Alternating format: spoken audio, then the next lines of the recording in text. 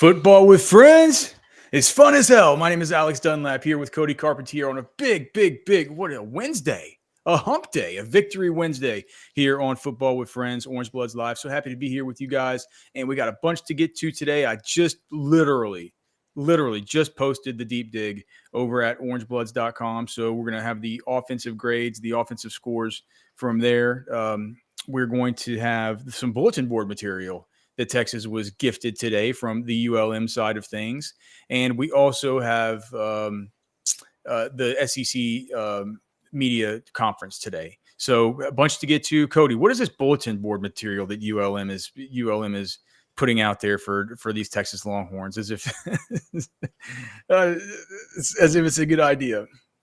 It's one of the more, I guess you'd say, one of the more cockamamie things that you'll hear, I guess, in the grand scheme of, college football. And a lot of people discussing it underneath my column right now in the kind of the comment section, and just like, why'd he do this? Is this a good idea? So we both listened to the head coach of the UL-Monroe football team, Bryant Vincent, yesterday. Vincent, right? Yeah. But this morning, and I got up the crack of dawn, took wife to work, came home, sat down, and I type in UL-Monroe, and my goal was to just watch the team because I'm working on my matchup column, right? And I come across another press conference, and I was like, well, who's this? So I click on it, and it's the defensive coordinator, Ernest Hill, who you can see in the thumbnail.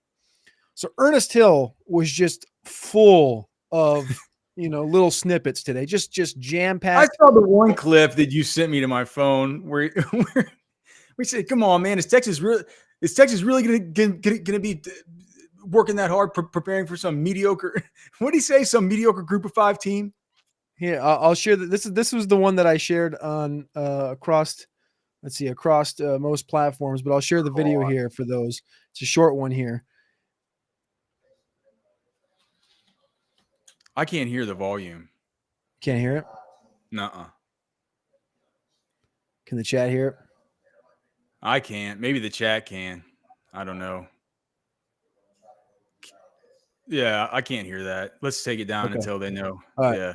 I didn't see the chat, everything. So basically what he said was he basically said Texas knows they're playing against a Group of 5 team. Texas knows they're playing against a mediocre Group of 5 team. Let's be honest. They ain't going to practice like they usually do, and we are. So we'll just see how the chips fall.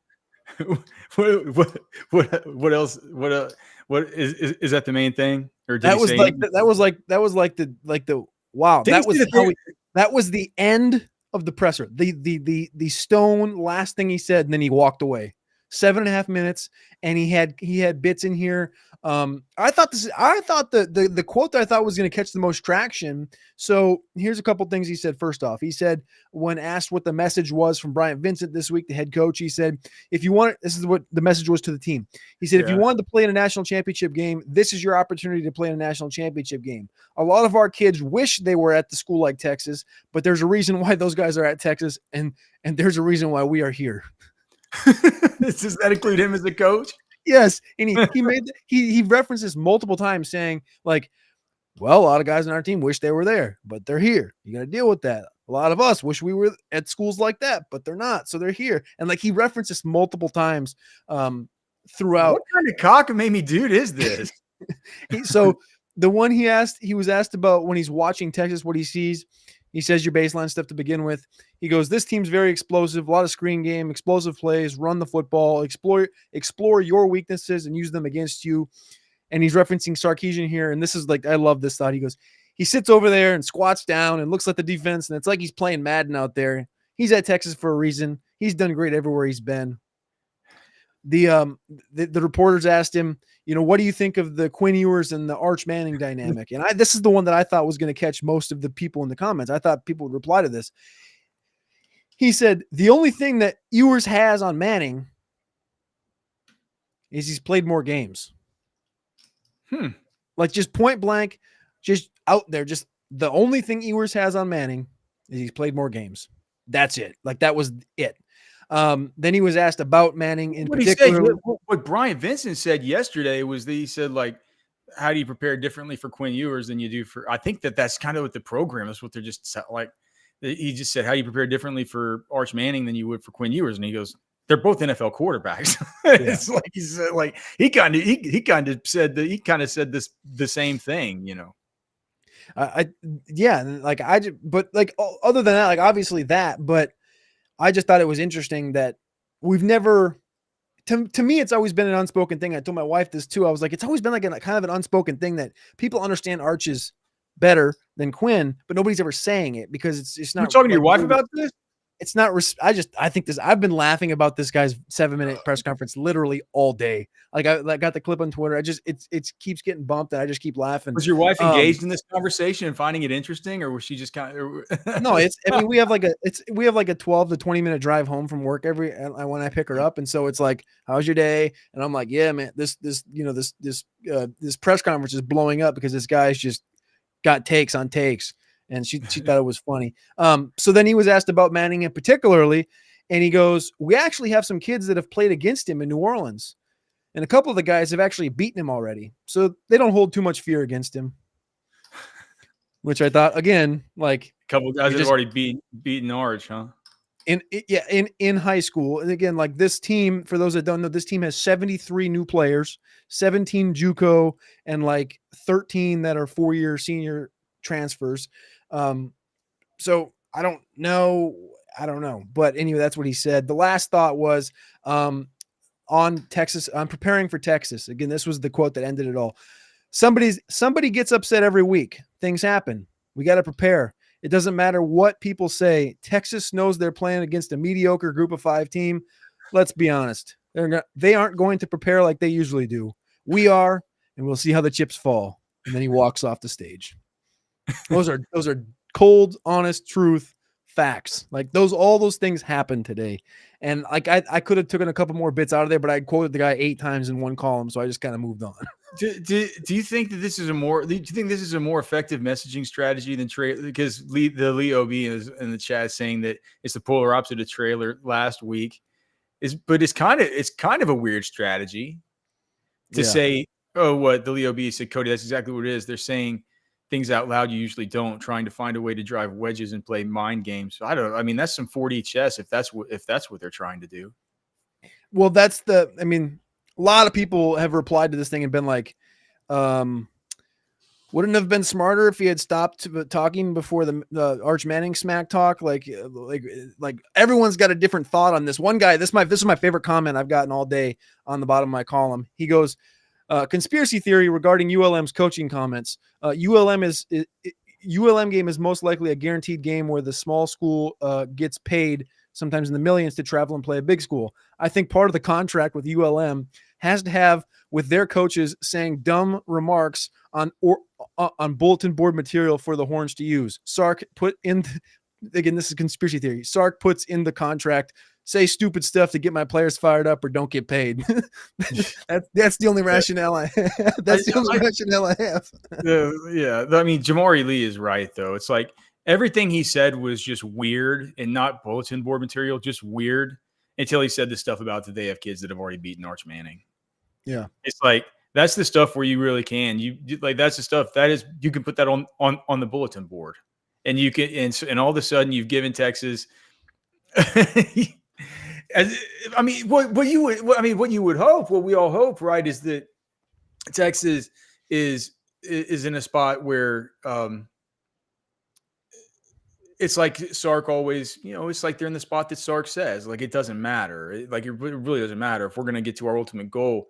It's like I don't see these as individual. Certainly they're big games. Yeah, it's cool to go to Michigan and to I want them to revel in that experience, right? I want them to know how cool it is to run out of the tunnel at the Cotton Bowl at the State Fair. And those are things where he's like, Sark, dude, he talks about college football rivalries and traditions. And he really does care about that stuff. So it isn't like he's saying each individual game doesn't matter. I think he holds each individual game in high regard for what it is, just a game and a step along the journey in the way and an intentional step on the journey on your way to something. But what he says the mindset of the team has just been this whole time, it's about getting where we want to be at the end. And in order to get to where we want to be at the end, it's like it takes a bunch of steps.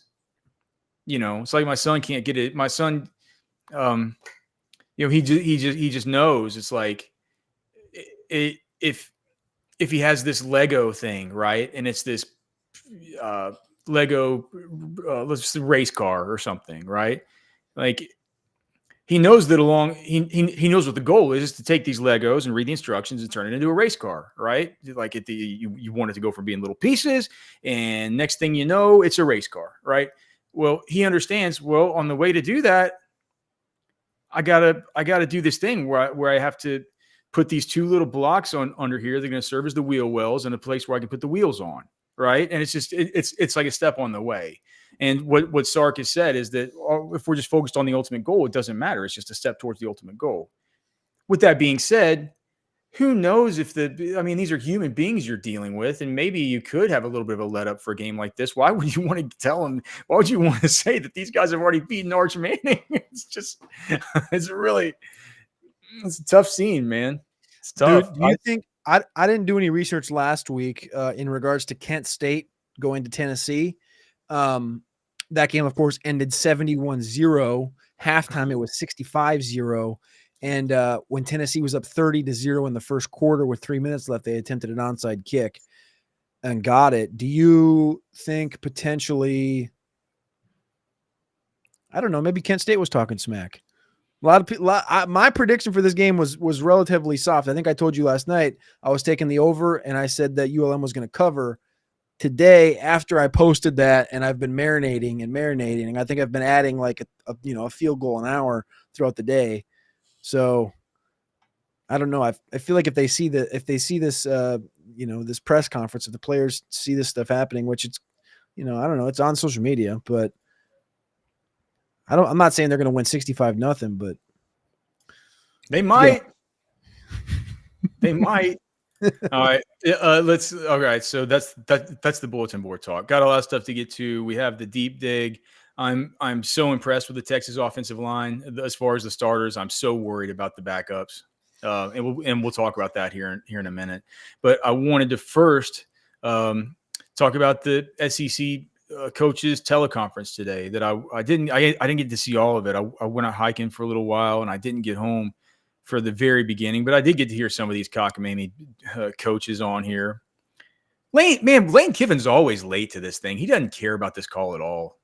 Sark is always Johnny on the spot, 12:30. It's always like Chuck Dunlap is always like Sark on time, just exactly on time. Lane Kiffin's never there on time. He's always having to reschedule it for later after Elko goes. But anyway,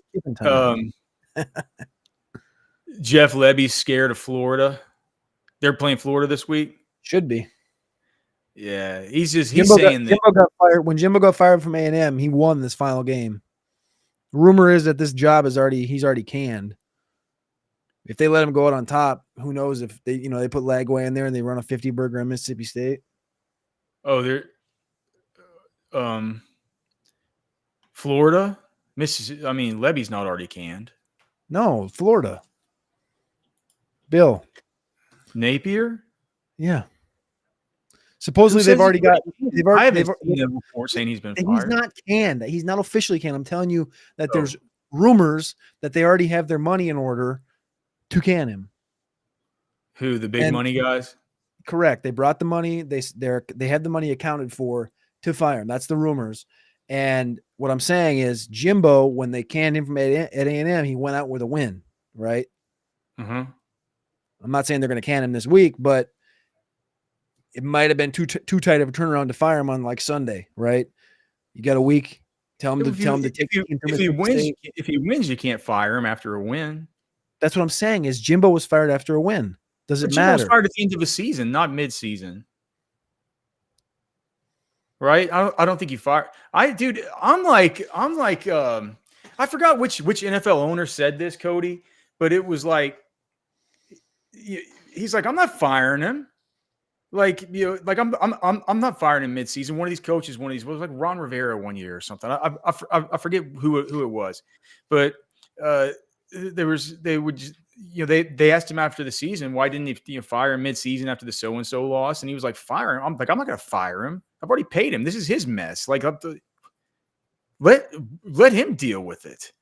You know, do you know what I mean? Like, I don't want to have to pay somebody else to come to, like, it's his mess. Like, let him figure it out and deal with it. He's getting fired the day after the season's over. I would. So, I mean, if I were in charge and I already paid some dude, I'm not gonna fire him mid-season. It's like there's gonna be somebody in there to come turn it all around. The worst thing that can happen there is you hire somebody as an interim that kind of turns it around. You get the idea that this guy's maybe good, and you don't go out and do the big coaching search to bring in the best guy you can. Like, it's just wait till the end of the season. But anyway, so Lebby, he's scared. He's acting like he's scared of this game. So and here's the thing: Mississippi State's bad, and what he's just saying, he's just wrestling with this stuff about, okay, what do we, because we do so much that's based on tempo, right? But he's like, going against Florida, you can't, and he's like, he's got that, how he talks and stuff. It's like, going against Florida, you gotta stay in physical control of the game, right? He's like, now we're trying to balance how to put a game plan together where we can keep some elements of tempo, but we can try to exude some sort of physical control over the game and how the flow of the game goes, particularly with the run. And it seemed like an issue that he was kind of flummoxed by, which goes to show Mississippi State stinks. If they're this worried about Florida, it's like, where did you have them ranked? Florida, Mississippi State and Florida. Did we ever talk over our rankings? We did not. Let's do that let's do that real quick, and then I'll get back to it. I had them ranked. So for the rankings that went up at Orange Bloods, the cumulative rankings, we had why don't we just go number one? That's literally it. Okay, so I had Texas, you had Georgia. You explained that yesterday. Obviously at 2, I had Georgia. You had Texas. Yeah, I mean, I'm not an idiot. Okay. I don't know. Dude, I put Tennessee at 3. That's fine. I think I phrased this in a comment today. I'm closer to putting Tennessee at 2 than I am Georgia at 2. And then that is not towards Texas. That is towards the adjustment that I'll make in my top 5 or top 6 is that Tennessee will leap to 2 if they beat Oklahoma, and Georgia, I feel, would drop to 4, and Texas would go to my 1. If I adjust off of Georgia, it's going to be after next weekend's game against Bama. Obviously, I mean, that's if Bama wins, duh. But I feel like that's where my head is at. Does that make any sense? Like, I'm closer to putting Tennessee at 2 than I am to putting Georgia at 2, and I have Georgia at 1 right now. Does that make any sense? So Tennessee because of the way it's going to run out. Tennessee, no, just like how. So I haven't adjusted my top 5. I think in any of these, right? I think 1, 2, 3, 4, 5. They've been the same. I think for each of them: Georgia, Texas, Bama, Ole Miss, Tennessee, Missouri, Oklahoma. That's been last week I guess I put Arkansas at 7 ahead of Oklahoma. That was a dumb failure, mistake. But otherwise, it's been the same 7, right? And I don't want to adjust.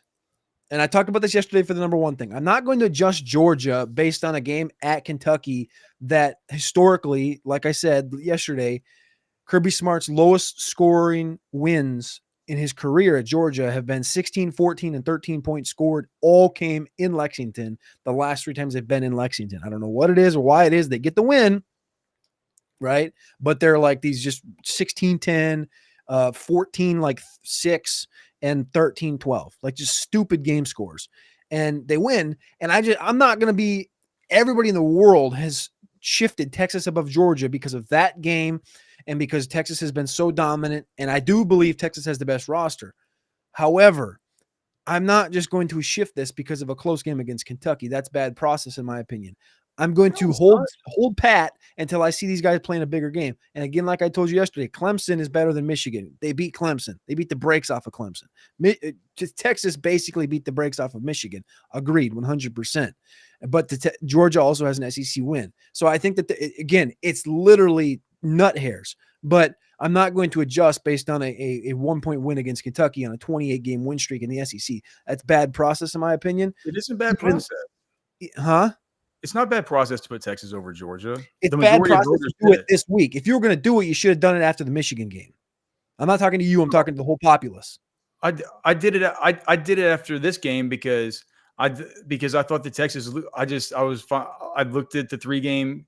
I looked at the 3-game body of work, and I just think Texas looks better.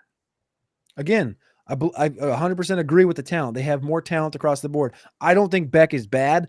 There's been a lot of talk about Beck being bad. I disagree with that wholeheartedly. They lost Tate Ratledge, their best offensive lineman. Agreed with that wholeheartedly. Their defense is still pretty sick. You're still going into the SEC play. They have an SEC win. Texas does not have an SEC win yet. I know they're going to have one next week, but I'm not going to adjust this thing until I see Georgia play Bama and Texas play Oklahoma next. So Georgia plays Bama next week, and then Texas plays Oklahoma 2 weeks after that.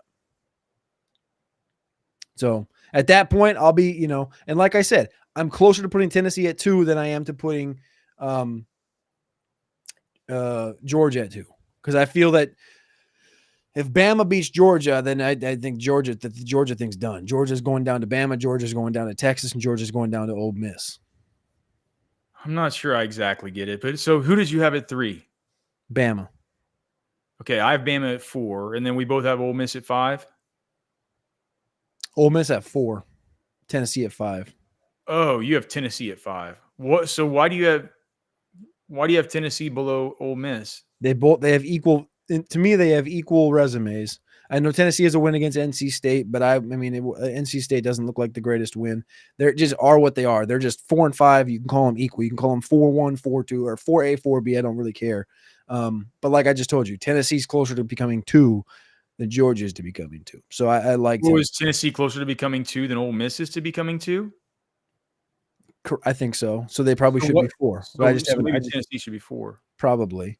I again, like if Tennessee goes to Oklahoma this week and wins by 20,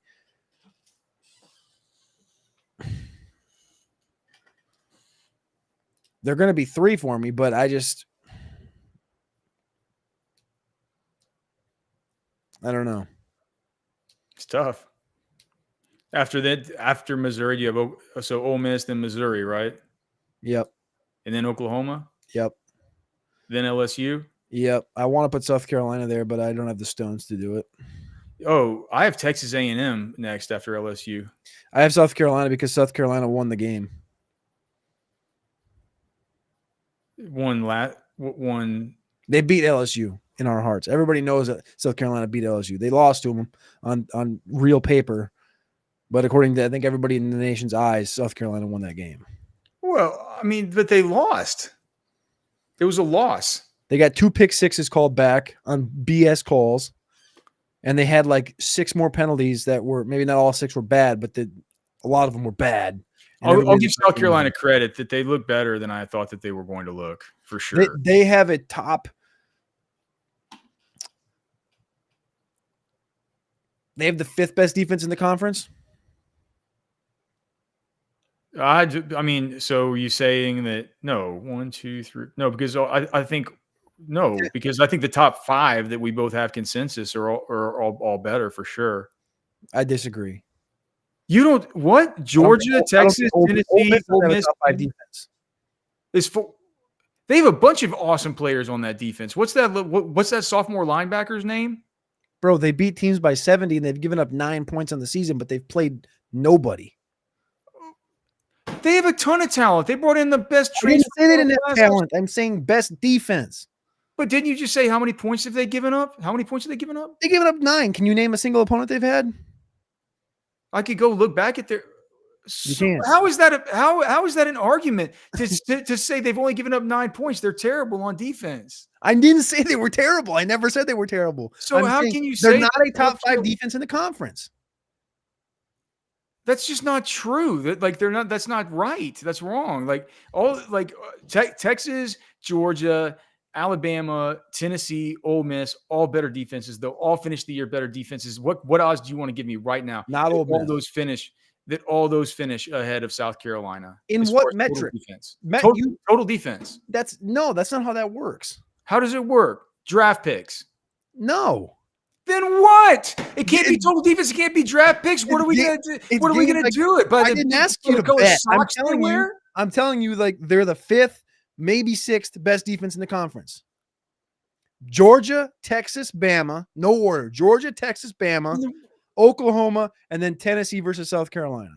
It's just I don't know where I feel like you've taken hallucinogens to just say that they're top. They say that they're top 5. Why? Well, because Ole Miss has only had 9 points scored against them. What do you, dude? Again, that's not my rationale. You said Ole Miss was the top 5 defense. I said they're not. I didn't say they were bad. I didn't say anything.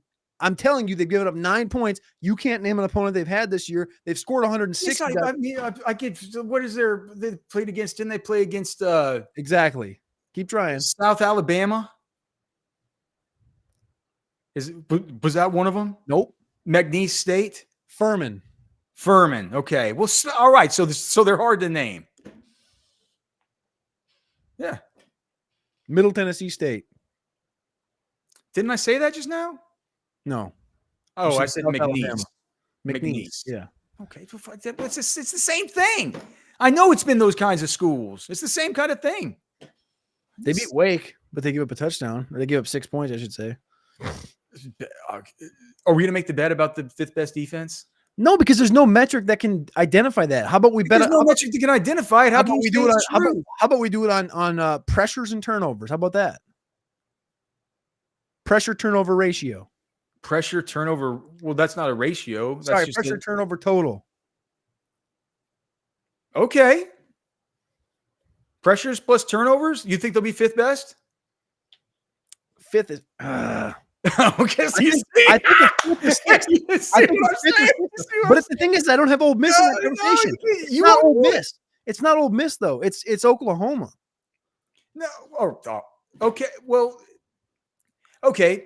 Total pressures plus turnovers for Ole Miss versus South Carolina. Let's just make it real easy then. Deal. How many Jersey Mikes? 3. 3? 3. All right.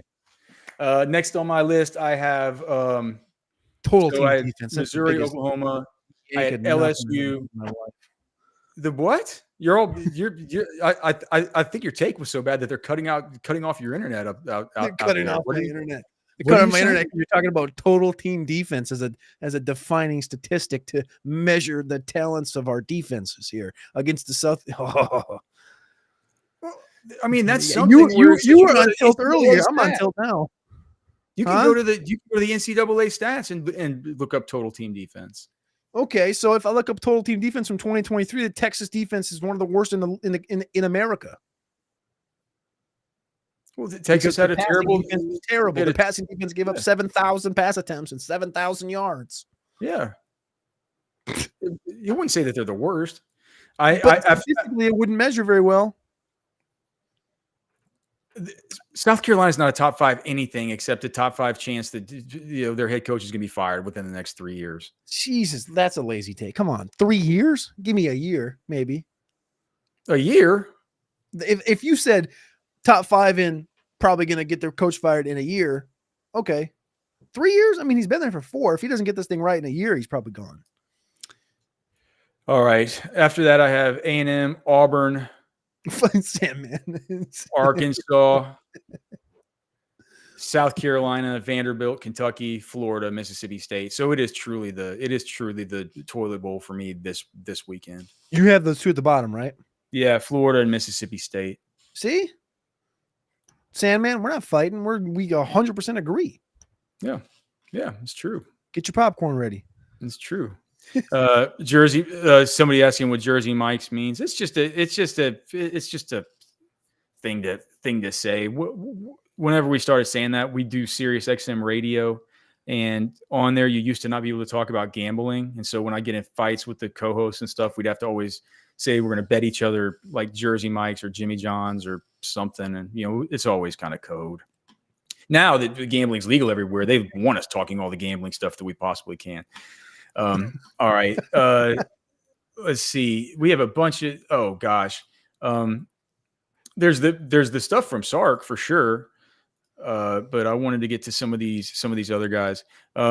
dude. Okay, so how about have you heard about the Lane Kiffin thing about what Wake Forest did? Speaking of Ole They pulled out Miss. of next year's game.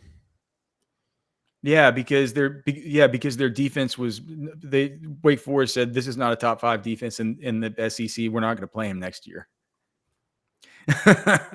No, they said they just like after I guess they beat them like 41 to what was it 41 something low, man, like 41-6 something like that. 40-6. And they pulled out of the game, and Kiffin's on giant tilt. He's like, I've had to have 3 like long phone calls about this week, just trying to figure out scheduling an opponent like on this short notice. It's super not easy. He Isn't that says like, wild how like a year is a short notice for scheduling? Because they're scheduled to like 2028, 2029 and stuff. Yeah, I mean, yeah. I don't know how you're going to be able to like. You're probably going to have to call somebody like a Furman or something like this. Somebody that just like, you know what I'm saying? But it feels like for 2025 is like it's impossible. Like everybody has their schedule. You feel like you have to trade with somebody, all right? I feel like you have to trade. Somebody else would take Wake, and then it open up somebody else for you. He's just saying that he's saying that he's saying that it's like he's just saying it's been a huge distraction. I wonder if who does Ole Miss have coming up? I forgot. They the SEC opener. I know they have Georgia after Texas plays them. They have UK. They have Georgia Southern this week. Oh, okay. Then Kentucky, then South Carolina, then LSU, Oklahoma. So the SEC games this week are Florida, Mississippi State. Auburn is at home versus Arkansas. That's your popcorn game right there. If you're not after Tennessee and Missouri is home versus Vandy. Tennessee is traveling to Oklahoma. That's your popcorn game. Is game day there? After Tennessee and Oklahoma? Yes, okay. Game day's there. Yeah. And that is it as far as just the actual conference matchups this weekend. Gosh, is the Oklahoma game at night like Texas? I think so. I wish it said on this run your pool thing because dude, if it's at night, that's just the perfect time to 7:30 on ABC. Oh gosh, dude, 6:30 Central. So yeah. It'll kick off right before Texas. And what I'm going to do is I'm going to get both TVs out on the porch, man, out by the pool, rocking these games. And you know that I'm going to have beef on the grill from Texas Beef Traders. I'm actually eating Texas Beef Traders tonight. I have some steaks cooling or warming up right now called picanha steaks. Cody, did you get any picanha steaks when you were in town? Did he toss any in that box? I'm not cool enough to get picanha. I got to come back.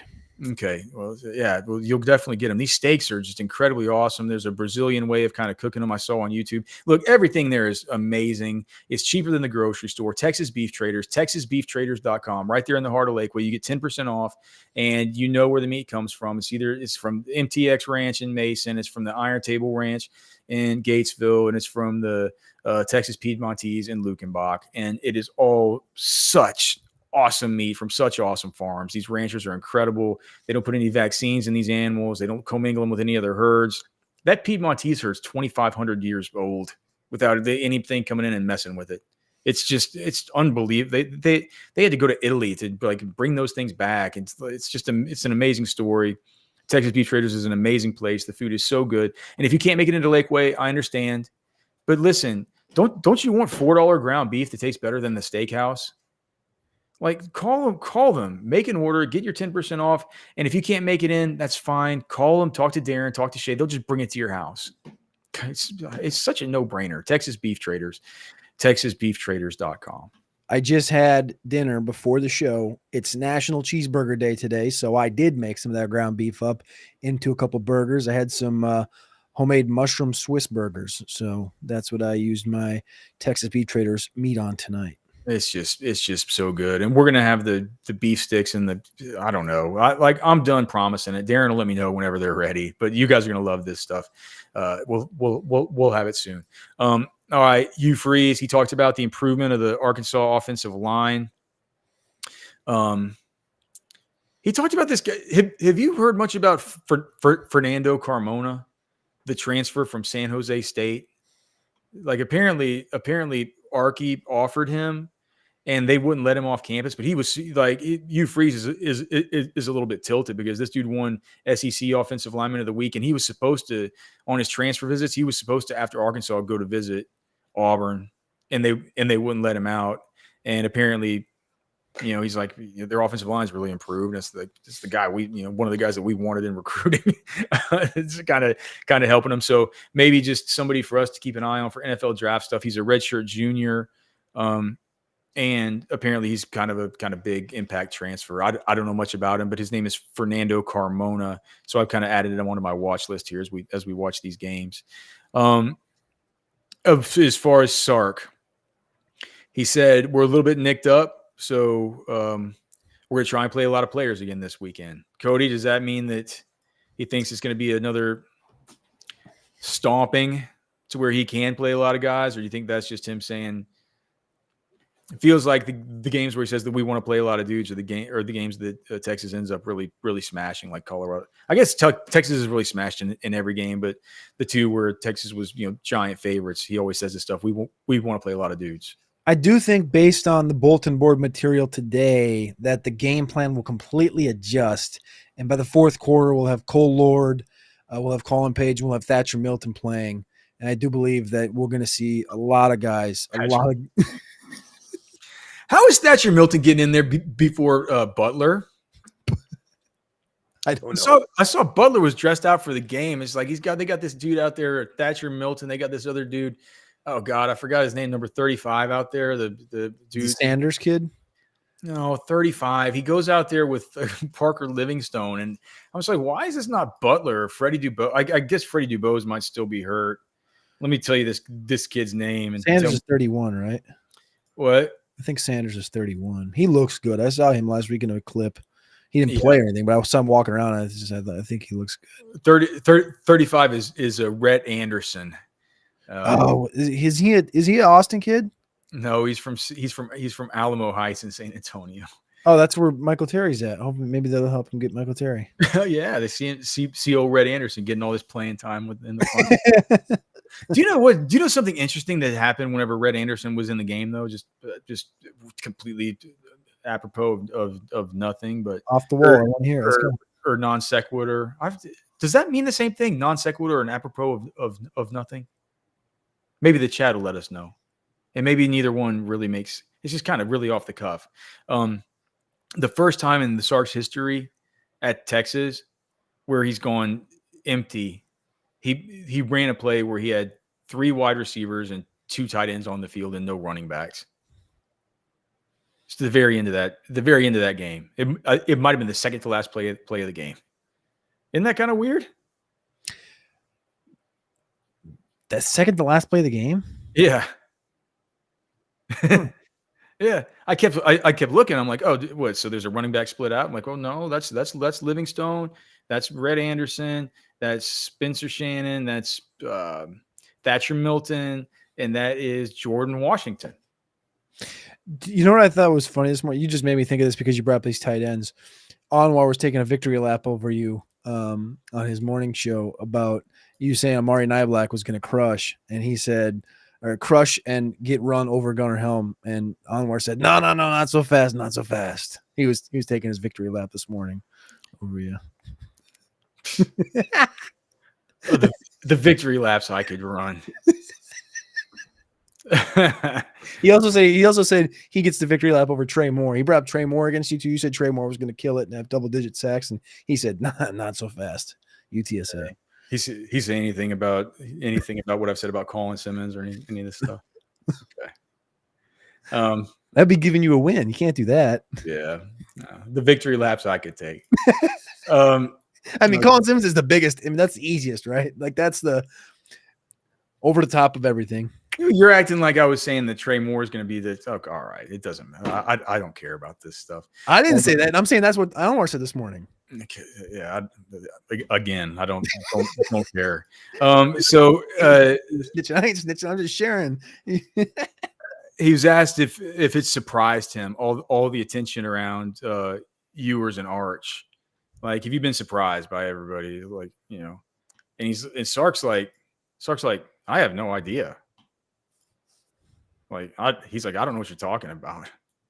He I has love to that. know I what love he's like talking last week about about, the right? Heisman thing. He's like, I don't know what you're talking about. Like, I love that he's just pulling this no clue card.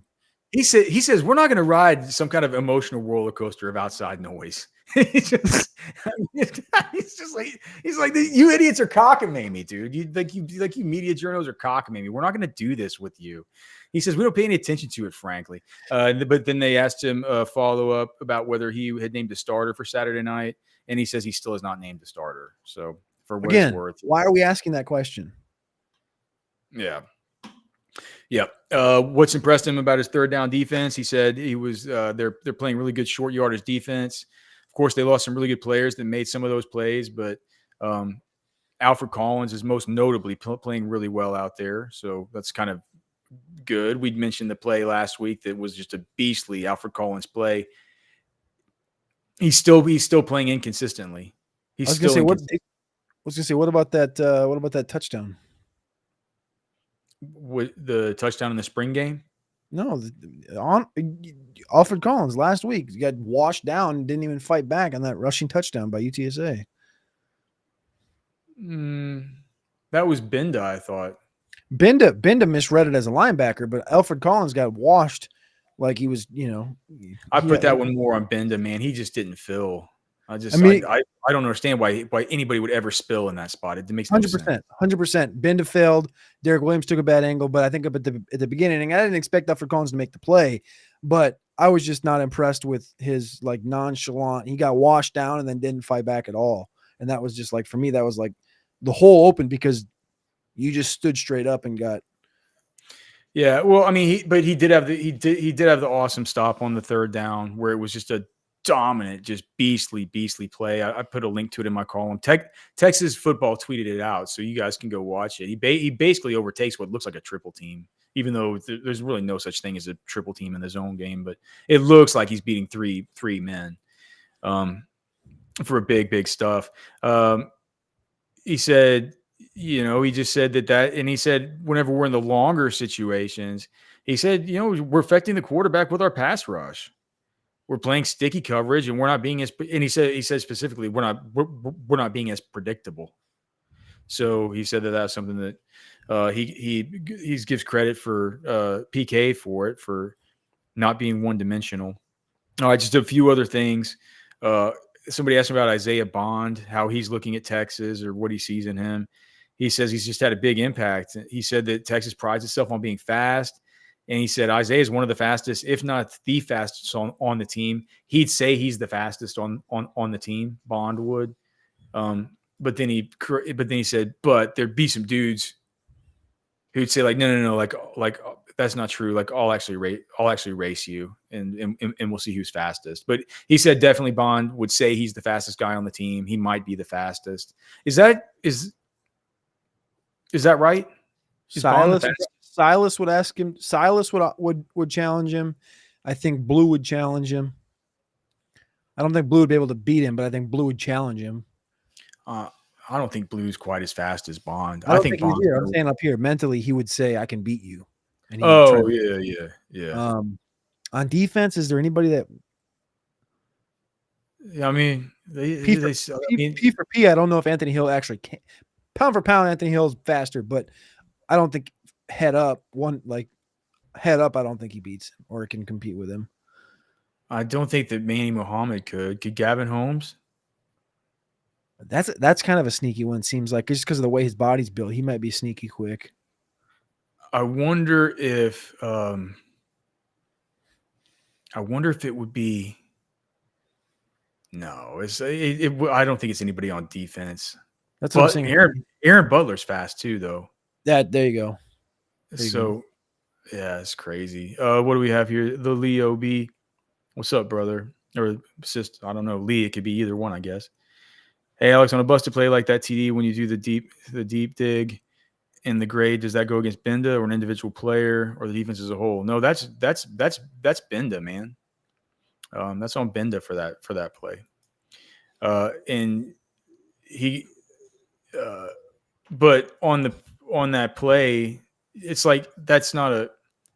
He didn't get a missed tackle or anything like that. He didn't get a blown contain. He didn't get any of that stuff. It's just he wouldn't have gotten a negative grade on it because the only negative grades are for blown contains, completions allowed, penalties incurred, missed tackles. What's the other one? That's all I can think of right now. There isn't one for spilling when you should have filled. I wish there was. Okay, so one more thing about Sark before this, because he said that so basically he won't answer if Arch is taking all the first team snaps. We know he is. Yes, he is. And then Chip asked him the impact of the 3 DL transfers. I thought this was kind of interesting. He said they've all impacted in their own ways, growing more and more to the style of play and practice, of our intensity. He says he gives them all credit for adapting and buying in. He says Norton's really effective as a run defender in base defense. So he's saying he likes him as a run defender when they're a true 4-3, which is not very often, right? He says Lole gives us the versatility to play the run and rush the passer. Savea has a little more quickness. I like him at end in the base defense. It's a pretty good group for us so far. So that kind of jibes with sort of what I've said, man. They've been fine as depth, but they haven't been great. None of those guys have been great. They've actually maybe been a little bit underwhelming. With that being said, it's hard to argue with the results, right? It's hard to argue with the results. Can I before we talk about, you got anything else from the Sark press conference? No, that's it. Before we pop up, I have the deep dig showing right now, but before we talk about this, I'll take this down. I want to pop this play up just because I was thinking about it before. What game is it from? UTSA, Texas. We can't put that up. I'm not going to. It'll get flagged. If you play it, I'm not going to play it. Okay. All right. So if I go here, let me see. Go here. Right. So here's Collins right here. Yeah, I see him. Yeah, I'm super worried about this. Look where he's at. Sure. He's right here. Oh, are these just still images? That's what this is. It's a still image. Okay. Right there. There's Alfred Collins. Yep. You get pushed right away. You got turned sideways right away. Mm-hmm. And then, let's see here. There he is, just standing. Plays. Yeah, Algo's going to give us a flag for this, and if we do catch it, we're not going to get flagged for it, but I'll take it down. It's fine. You understand that, like, you understand. I understand how YouTube works. I'm just telling you, we're not going to get flagged for it, but I'll take it down. It's fine. Yeah. More so, the point is just that I thought it was a bad play on Collins's part, and I thought it was a late. I mean, I get it. I get the positive comments towards him being, the senior and the leader and stuff, but. Yeah, he's been completely inconsistent. Yes, of course. He's been completely inconsistent. That play was mostly David Benda's fault, though. Like the failure of tackle, true. But I'm saying the whole, you can go back and watch it. I won't play the damn thing on the screen. It's fine. But I'm just telling you, I believe wholeheartedly that I blame Collins Collins should get part of the blame for that play. Yeah. That was my point. I'm not trying to get a flag. We're not going to get flagged because I didn't play it. But copyright strikes are tough, man. Because if you get 3, the channel comes down. But anyway, so all right. So what I said to start the show, I think that the offensive line played awesome. The second offensive line did not play awesome at all. As far as the grades here, Kelvin Banks, 52 snaps, no disruption allowed. He had 1 knockdown. He scored an 82.86 in the deep dig. Hayden Connor, 36 snaps, 1 pressure allowed. He scored a 79.16. And the reason he played fewer snaps than Kelvin Banks is because this was the first time that we saw Cole Hudson working in for both DJ Campbell and Hayden Connor during the football game. So an interesting note to kind of pile away there. It's not just him in there now, Cole Hudson for DJ Campbell. It's him coming in for both DJ Campbell and Hayden Connor, both the right and the left guards. Jake Majors, 53 snaps, no disruption allowed, so good game for him. He also had 2 knockdowns, deep dig grade of 79.77. He's had better games every single game this year. He's gone up every single game. Right guard DJ Campbell played 46 snaps. He allowed 1 quarterback hit. He also had 1 false start penalty. He had a deep dig grade of 79.13. Cole Hudson played 36 snaps between the right guard and the left guard. He allowed 1 quarterback hit during that time. He had a bad grade. He did not play as well as the other 2 guards. He graded out at a 75.56, so it was still acceptable. Cam Williams at right tackle played 53 snaps. He had 1 false start penalty. But he did also have 3 knockdowns in the game. Much better game than last week. He scored an 80.77 in the deep dig, so almost an 81 for him. So another week with 2 guys scoring in the 80s. Big week for these dudes. Here's my issue is that Texas fans should be really glad that they have Kyle Flood, because the backup players outside of Cole Hudson who played acceptably still look like they need a ton of work, man. I can tell you about each one individually, but dude, these guys came in and played 14 snaps together. Trevor Gooseby at left tackle. He allowed 1 pressure and a false start penalty on 14 snaps. Jaden Chapman played 4 snaps at the right guard after Cole Hudson went out. He didn't allow any disruption. Connor Robertson played the 13 snaps so it wasn't 14 snaps. It was actually 13 snaps. Gooseby played 1 extra snap because he played the 1 snap whenever Kelvin Banks came out early in the game when it looked like Banks might have gotten hurt. So this was on 13 snaps that the 2s did this. Gooseby allowed a pressure and a false start penalty. Nato Yamuslo played 13 snaps. He allowed a run stuff, a TFL, and he had 1 unnecessary roughness penalty. Brandon Baker only played 9 snaps because he got pulled for Andre Kojo at the end, because he allowed 1 run stuff and 1 TFL on 9 snaps. Now, that run stuff was a miscommunication between Baker and Neto if you go back and watch it. But so it's both their fault. I gave them both the run stuff. It was a terrible play. They also each allowed their own separate TFL on a total of 13 snaps, 9 for Brandon Baker. Andre Kojo actually had 1 really nice rep, but he only played 4 total snaps. So that's how things go for him. So it's like what I was saying, Cody, and the point that I made for the column is that these guys are going to they're going to be in a spot where look, I think the Texas offensive line is in the catbird seat to win the Joe Moore Award this year. They have good star power. They have a great team. They're like, I think that when they look at this, I think that all these guys are going to be probably highly graded by PFF, and the people who don't watch are just going to look at those grades. And just my title of my column that I put up right before we get, it's like the cost of doing business, man. To have an offensive line this good, looks like having the defensive line that good last year. It's like it's a cost of doing business, man. Like, those guys are going to get drafted. If DJ Campbell and Cam Williams keep playing like this, we know the other 3 are gone. They have to be. Well, Kelvin doesn't have to be, but he is.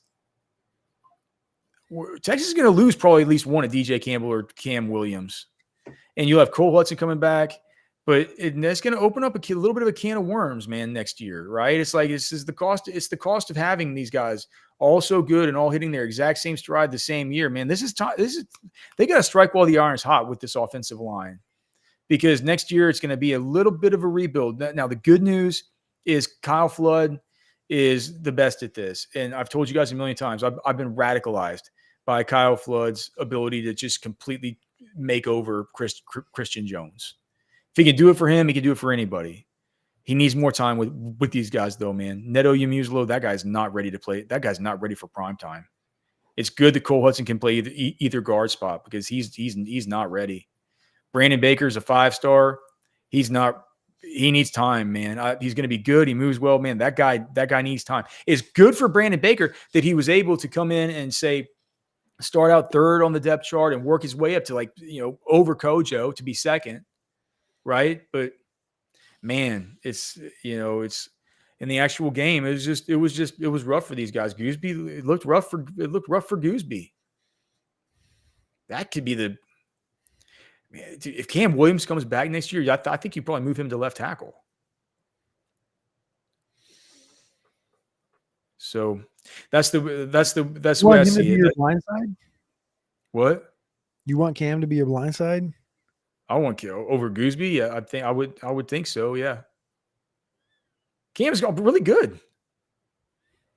But I know, but you know how hard it is switching for some guys. Yeah. Dude, for some reason, I think the Cam is the kind of I think he's the kind of athlete that can handle it. People look at him and they just think he's this kind of stumbling like oaf or something because he's just such a giant. And half the time when these guys are these giants like this, they sacrifice so much with their lateral agility and their movement. Like he doesn't really sacrifice. He's a really athletic guy. I think he probably could. And who knows, dude? Gooseby still has time to develop, right? I mean, I think that I think it's just like as a raw piece of clay, he looks awesome, but like it's just he's not really ready. And like they don't need to be ready. That's the point. Kyle Flood is here. Texas has him. Texas has the guy that's the ultimate sculptor with these pieces of clay. I think it's gonna be fine. What I'm here is just delivering you news that like NATO's still not ready. He just isn't. That's the update on him. And Brandon Baker is not either, and Gooseby's not ready to go either. And it's just going to be interesting to see how these pieces fall together and how their development goes. I have no doubt that Flood's going to do just fine with it. I have no doubt in these players' baseline level of skills. I'm very excited about what they can become. But we're going to have an interesting discussion to have after this season, especially if Texas gets all the awards and the accolades that I think they're going to get. Because all that's going to do is that's going to bring – look at that, dude. Look at that list. Look at where these guys are all rated. I mean, these are – I mean, and that's only snaps per disruption allowed or penalty caused. And Cam Williams in one game had like 4 penalties and allowed what was it? 4 penalties and also had 4 false starts and something else. I forgot even what it was versus Michigan. It was horrible. Imagine where he'd be without all those penalties. So if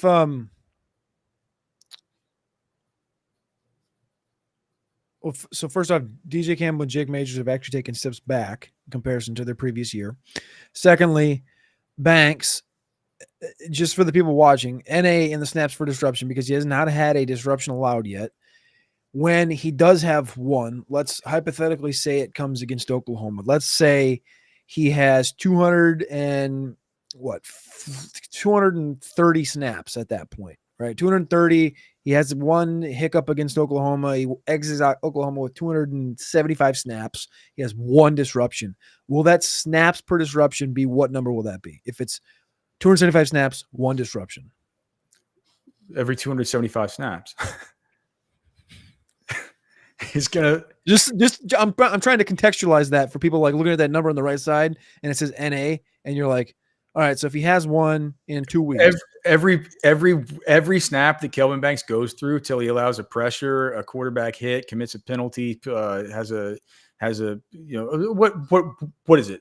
Run stuff, TFL, sack, pressure, QB hit, or commits a penalty, and like every snap he goes through and doesn't do one of those things, he just tacks on another one. So Trey Hopkins, Connor Williams, Kelvin Banks last year, or was that 2 years ago? 2 years ago. 2 years ago. A year ago was 41. So those guys was basically once a game, 57. How many snaps did they have this game? 60? I think in this, they total is 66, but I think the starters played 54. It's always like, 50 to 70 snaps. So this is what this is saying is that he could potentially start at the first 4 games, not a single disruption. That puts him. That would be otherworldly, right? Like you didn't do all when back in the day when you did like Jake Matthews and stuff for Bleacher. Mm-hmm. You didn't do like this. You didn't do every game. You don't have this. No, I didn't do every game. No. Okay. I just I would just do 4 games. So this is literally everybody you've ever done right here for this content. At Texas, except for 2013 and 2014, where I don't have my records because I'm so disorganized. Very, very disorganized. To not realize that I got to get us out of the show here, man. Thanks so much to the chat. Thanks so much to Texas Beef Traders. Thanks to Poncho Outdoors. Thanks to Specs. Thanks to the 700 people in here watching, man. We cannot thank you guys enough here on Football with Friends. We're here every day from 6 to 7 p.m. Central, and we love hanging out with you guys. We hope you enjoy the show. We put a lot of work into the show. We'll have a lot more tomorrow. Maybe do some buy or sell and some stuff like that. It's going to be a big one. Thank you guys so much for being here. For Cody, I'm Alex. We're done.